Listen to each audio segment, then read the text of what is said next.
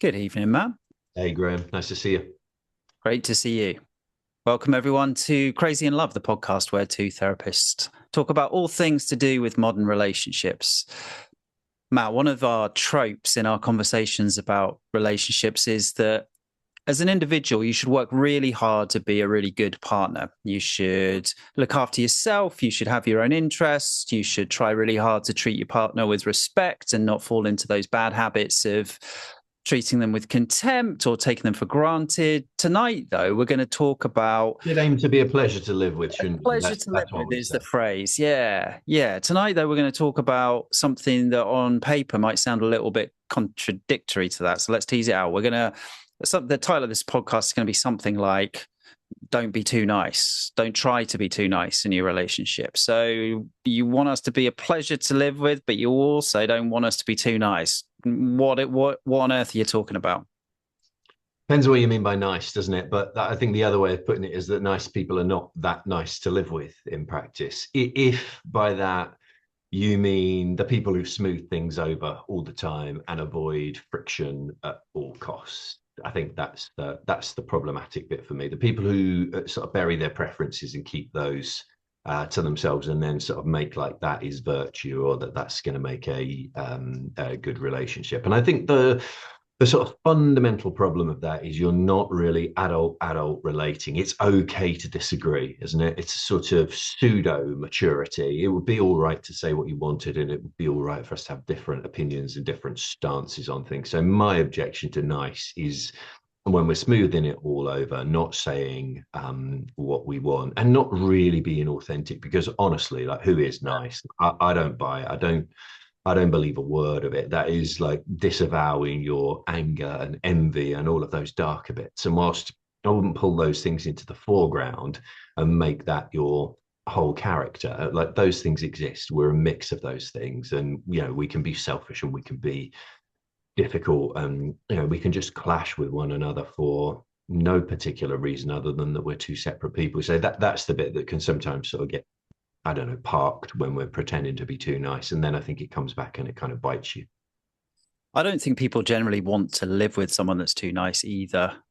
In the main, I think it can feel a little bit wet, kind of. Yeah. It can feel a little bit But like you're worried there's more going on under the surface than there really is as well. So I think it's a bit of a fool's errand to try and be yeah, it's boring. Is that what you're saying?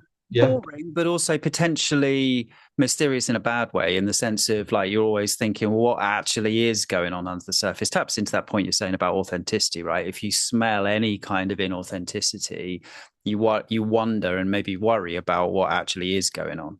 Yeah. I think the objection to nice is sort of when it looks like compliance, Yeah, or when it's sort of being done as a, I don't know, a fake thing or a managing thing, or, yeah, failure to kind of bring yeah, energy, to bring ideas as well. yeah. In its best sense, it's kind of date one performance, isn't it? It's kind of Oh, you bring in your A game, you're trying to be super nice on date one. Date 10, you're still kind of in that ballpark, but date 50, or by that time, you're probably in the relationship, you're probably trying to act in a more authentic way and be. yeah. One of the things maybe we come onto is about honesty as well, and kind of little white lies in relationships, and where niceness kind of tips over into an authentic buttering up of someone else as well. I think even in those very early encounters, often people like that bit of edge, don't they? That bit of unknown, that bit they A challenge. Yeah. can't quite puzzle out. I think if you are at a later stage making plans with somebody who won't show their hand and who won't deal plainly in the things that they prefer, I think you're also baking in problems. You can end up moving, changing jobs, talking about kids schooling without really talking about it because you are being nice or preferential to their point of view. So I think you can be the things that we're saying. You can be a pleasure to live with. You can be like courteous to your partner whilst also giving your point of view. We often talk about that sort of simple framework, don't we? Adult to adult relating and acknowledging what's being said to you, maybe trying to build on that point if you can, and then coming in with anything which you feel is counter to that or which needs to be challenged. And I think one can do that in a perfectly pleasant and civil way, but also quite strongly represent their point of view, or the fact that they plainly disagree or see the world differently. That for me is not problematic, but it's probably not what usually gets bundled up in nice. Nice people acquiesce and agree and roll over, and Yeah, and a really kind of day-to-day minor level, you're talking about things like you don't have a preference for what restaurant you go to, you don't have a preference Mm. for what film you watch on TV, those kind of common things that I think you're signaling that you're more interested in the other person's preference and perspective. But really, I think over time that just comes across, yes, like you're saying, as boring. Like, who wants to live with someone that genuinely has no interest in what you eat or what film you Yeah, watch? sure. Yeah, it's peculiar, isn't it, to But it's partner also up with somebody annoying. and then find that. Yeah, yeah, yeah. Agree. It's annoying. You want someone to step up and take some responsibility for some decision making as well. Yeah, I agree. I agree. Yeah, yeah, yeah. Yeah, I was thinking of I don't know whether this really helps or not, but it's on my mind. My youngest son is very good at organizing games in the playground. He elaborates games, he proposes games, and he's got a dominance about him. He is very forceful in persuading people that this would be a good idea to try. And not everyone likes that. Like a lot of people do like him. He's got genuine leadership qualities in that domain. I suspect he'll exhibit them throughout the remainder of his life, would be my guess. But it's like it's not for everyone. Like that is annoying to a lot of people. But for the people who really like him, they find him like a ton of fun. He would be a very different proposition if he was guiding his interactions with people through the lens of, just be Mm. nice. Mm. Everyone would miss out. There would be something that he's bringing that wouldn't get put in the mix. Yeah, yeah, I like that. And I guess like it's your example in relationships, isn't it, of where you want to eat, where you want to go on a holiday, where you'd like to travel, at what point in life you want to do X, children, or whatever it is, retirement plans, depending on what stage of life. It's nice to be with somebody who comes up with stuff, who generates ideas, who thinks about those things, and who is bringing you the kind of they're bringing themselves, aren't they? They're bringing their thoughts rather than simply waiting for you to go first, which I think can seem pleasant sometimes, and other times is, as you're saying, I think quite frustrating. Yeah, yeah. We talk a lot about making sure you have your own life outside of the relationship. And I think most people express their preferences and fulfill their preferences outside of the relationship all the time. When they come back to the relationship and they're thinking about what to do together, or they're debating something together, they don't want, I don't think, most of the time, just to have their own preferences fulfilled and nodded to and just met without any counter. As we say, I Yeah, think it's a bit yeah, boring, a bit lacking in personality, a bit lacking in energy, a bit yeah. too nice. So maybe we can talk about other. There's a bit of defense there, isn't there? Sorry to Yeah, jump no, it's you helpful. Yeah, on me, go for it. but it feels like a defense. Like when I see it in clients, when I see it in the therapy room, it feels like what is the niceness defending against? Like what's the problem? Yeah, What underlies that? It's a kind of fear of like, sort of, please don't be angry with me. exactly that. Please don't leave. It's not really kindness, is it? Seems to come from a place of either fear or lower self-esteem, or some kind of mix of those two things. Yes, Put people to hell with rather than doubling down on nice. yeah, yeah. I sometimes think of it even more malign than that. Sometimes, in that I think it can hide contempt. I think politeness, Yeah, toeing the line, yeah, ultimately can hide quite a lot of bitterness and anger and contempt in a relationship that often gets hidden and probably gets taken out in different ways. But yeah, I'm with you too, that it can signal fragility. Like yeah, I couldn't possibly have a preference. I couldn't possibly step up and own something and take responsibility for a decision, even if it's a decision about what takeout we get. yeah, yeah, yeah, yeah. No, that's good. That's good. I was thinking of an example from our old world, but I think it's probably a bit. It might be a bit sort of besides the point inside baseball. Well, I was thinking about also like when it comes to sex as well. I think one of the things that Esther Perel says about this, which is kind of interesting, is that you need a bit of energy, right? You need a bit of oomph. And while she's quite careful in terms of what she says about the kind of legacy of feminism and all of what that brought that was good and necessary as a corrective, those sort of leaves something missing if we're terribly polite and respectful.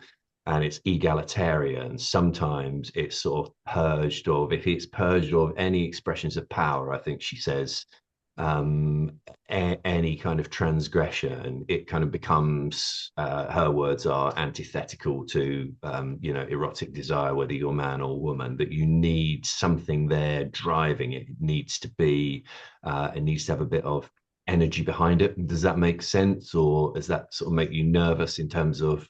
No, it doesn't. It doesn't. It doesn't make me nervous. It makes me think of the safety of long-term relationships to be able to do that, actually, and how, I talk to a lot of younger people in my work who are managing the dating scene, and there is a really healthy element of consent and making sure that everything is agreed in advance, which is really great and really healthy, but does definitely affect the kind of energy in the bedroom. I think it definitely does affect how spontaneous and how, as you say, it just takes the edge off the oomph, for want of a better phrase, a more eloquent phrase. Whereas Yeah. I think the safety of a long-term relationship is that you can kind of, I think you both kind of know where the boundaries are, even if it doesn't need to be made explicit, and you can play at those boundaries and not have to slow things down in the manner that does take the energy out of it. I think there's something to that. Yeah. It's probably, I mean, in the end, we tend to say something boring in the middle, don't we? That a healthy relationship needs some kindness and it needs some assertion. There's a bit of a call for both of those things. Well, let's talk about lying, though, can we? Is that all right? That it's.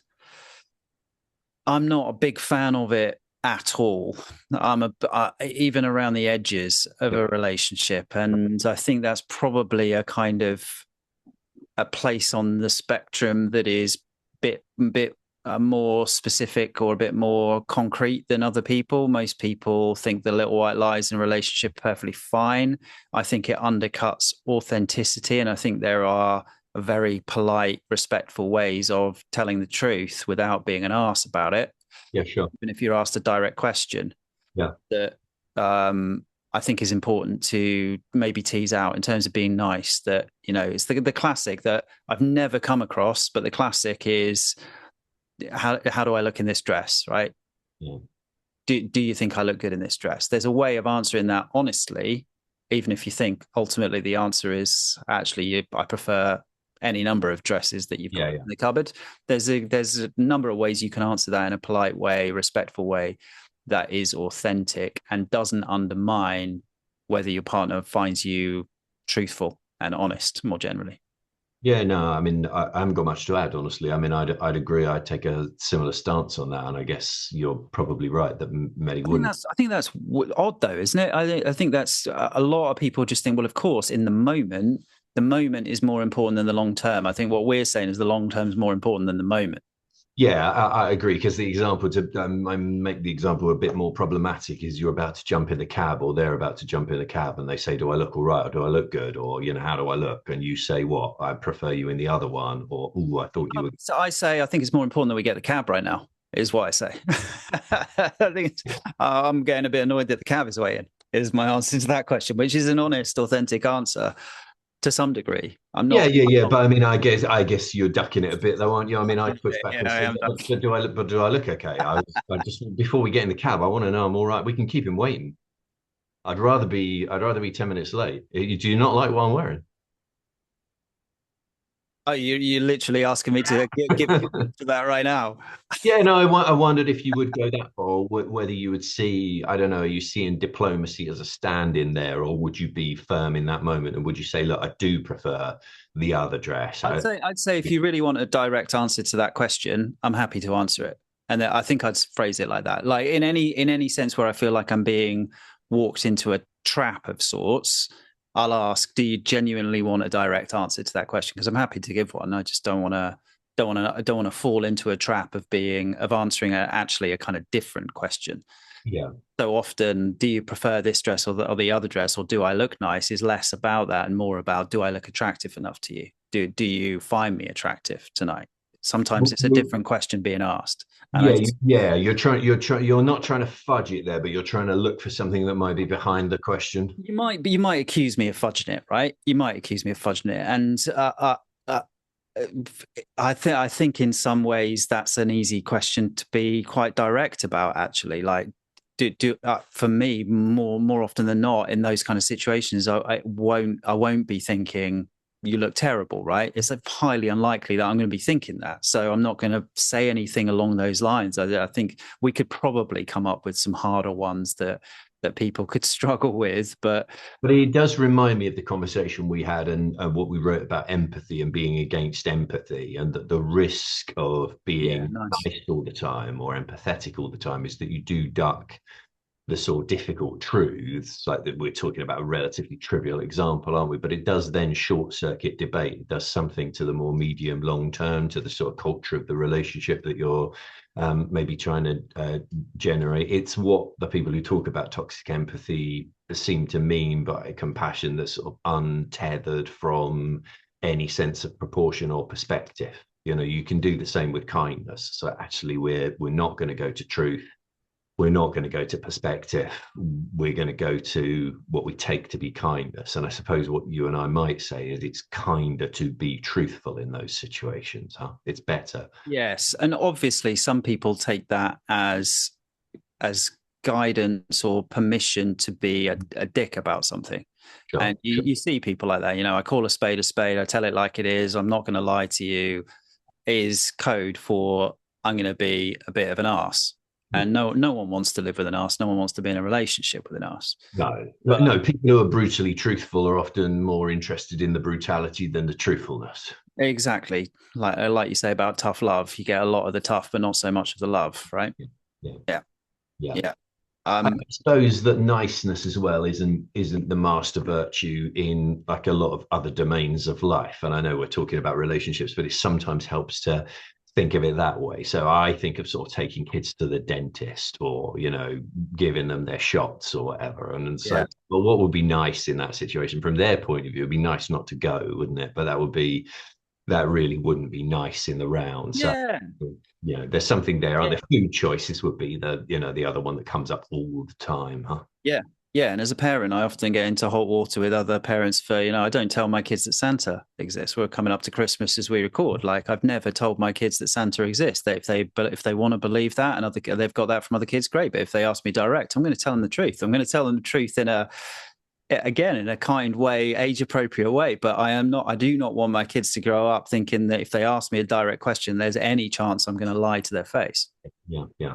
I think you see it a little bit in schools as well. Around, again, we've talked a little bit about this, well-meaning quote unquote responses to neurodiversity instead of helping them read or do maths or get on. It's sort of the offering is a bit gimmicky, that it feels like a nice thing to do to shield kids from the tougher side of life, but actually, how well is that preparing them? Will there be extra time in the real world, quote unquote? Those kinds of things. Will they be able to manage those things? And I think under the sort of fear of getting kids to mask their neurodiversity, we allow that to play out. Can seem like the nice, kind, empathetic response. Actually, query, I think, in my mind at least, whether that really is offering them prep. Yeah, I see it play out in classrooms slightly differently. I'm a school governor in my spare time. One of the things that you have to try and balance is the behavior of a minority and how tolerant you are of disruption by the minority and the effect that has on the majority, right? And if you're too nice and try too hard to embed certain individuals in the classroom, right, when they're behaving in certain ways, it disrupts everyone else's learning. You've got to be pretty robust in ways that can feel quite difficult, can feel really difficult, because that often these are kids of 8, 9, 10 years old who are just doing their best, but really struggle with emotional regulation. And if they're acting in certain ways that are disrupting everyone else, you've got to find ways to intervene compassionately, but you can't pretend it's not an issue. Can't. No, I agree. I think that's nice to widen the lens in that way. But I would also say for them that there probably is an objective around making friends and getting GCSEs as well. So even if you didn't take it from a systemic point of view, there's 29 or 25 other kids to be nice to, nice quote Exactly. unquote. Exactly. There's something about them. So what would we achieve? I mean, you might pass the hours in an agreeable fashion, but at the end of it, maybe you hadn't had such a rich friendship circle because you had never really been challenged to relate to people in a way that, you know, is different from your preference and your Yeah. wiring. That is a necessary factor of life, probably for most neurodiverse people. And there is an educational outcome to be achieved, Mm. you know, joy of learning and all that, and some exams. Yeah, exactly that. It made me think of therapists as well, somewhat inevitably. Yeah. It made me think about the kind of cliche of the nice therapist who never actually challenges the defenses, who never actually calls you out on your crap, never actually helps you face up to what you're really there to do. The kind of person who comes to therapy and moans about everyone else in their life and moans about their partner, and the therapist alluding in that and just making. I see a lot of that. I think maybe because of our style and our stance, maybe being a little more direct. I do see lots of people who've had that sort of it would be what we think of maybe as sort of person-centered counseling, are listening and empathizing and inviting people to discuss a feeling ad infinitum without any kind of intervention, without any framework around that, without thoughts about what typically helps people in these circumstances. Yeah. Yeah. And And obviously we do therapy, and it's had it's sort of run its course. It's had a certain utility because I think there is a real I value agree. in listening to people, but I think it just needs to go sometimes that step further. And I'm not really meaning to demean other counselors, therapists, or anyone that works in that tradition, but I think there is something beyond that as well, which often people are Yeah. crying out for. Well, I think the studies show that there is. That let's again not go too inside baseball, but we know that people said when asked, they say that they would prefer a more directive advice giving approach, and that they often find Yeah. counselors, therapists a bit too cuddly and warm rather than challenging them, and they want a bit of challenge in the room. There was one other area of relationships where I think niceness gets you into trouble, and that is this worth saying, I think, before we sign off, which is you stick around for too long, you put up with Yeah. stuff, you know. So I Yes. think you can end up making excuses for or anticipating that it will change in due course or whatever else, and that usually isn't the case. So sometimes those relationships just need to come to an end, and I think if you've got some other values in play around, I don't know, decency or, you know, being treated properly, respectful, the niceness I think can give too much ground, and you can end up just sort of straying into a thing, you know, end up having children with somebody who really isn't suitable and then working that Yeah. all up too late because you don't want to hurt feelings, you don't want to end things, you know, to presumptively you end up being nice rather than being honest about what you really feel, or just asserting what your preference would be, that you think you could do better or you'd like something a bit different. And that can feel, if you're too wedded to niceness, that can end up feeling a bit wrong. Yeah, the day-to-day dynamics before that point are probably ones where, for example, the person being nice is the one who's always apologizing, who instead of there being proper, authentic rupture and repair and arguments and makeup, there's one person falling on their sword every single time. It was my fault. I own it.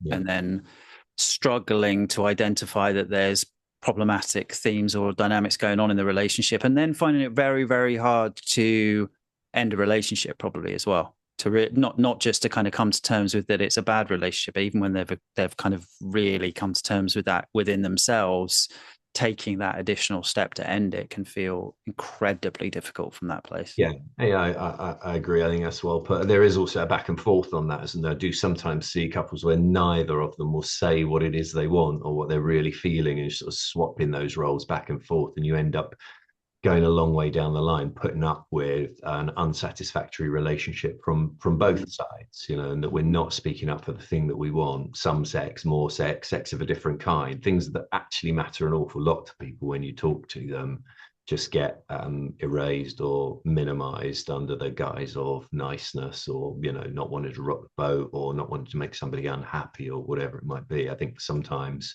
to your point, some honesty there would be, would be useful. Yeah, good. The final point I was going to make, and unless you've got more, is that I quite like the kind of notion in Buddhism. There's 10,000 joys and 10,000 woes, and I think nice just makes it all a bit meh, makes it sort of level Say off. a bit more about that. Is that just a kind of phrase, or I'm less familiar with it? Is that just a kind of in effect saying that things should balance out, that life is No, I think not so much that it balances out actually, but that it is peaks and troughs, that it's ups and downs, and that there are real joys, but there are also real woes. And the nice sort of seems almost to be the balance. You know, it seems to sort of bring down the joy, the peak moments, and the spike, right, right, and right, try and right. level up the. So I think Okay. actually often like life kicks you in the arse and there are really sad moments. And I think couples that are looking for nice or looking for something more in the middle freak out when something dips, and it will dip. They're happy with the joys, they're happy with the high bits, and then they're looking for something maybe in the middle as the sort of barometer, but it dips lower than that. The joy really doesn't make that much sense without the woe, right? Yeah, yeah, nice. And again, it can be boring, right? If you're reverting to the mean all the time and you Yeah, want to stay there, it's pretty dull. yeah, yeah, That a lot of absolutely. relationships do involve kind of drudgery and logistics, but you've got to make sure there's room for the intense, Yeah, joyful moments, because without them, yeah. probably not going to survive the rest of it. No, that's No. nice. That's nice. If I'm being honest and not being nice, I thought I was very good in that episode, Matt, but you were pretty ropey. I've got to be honest. I accept that entirely. The spirit in which it's offered. I think we probably need to end this relationship, if I'm honest. All right. It's See nice you to see soon. you. Bye.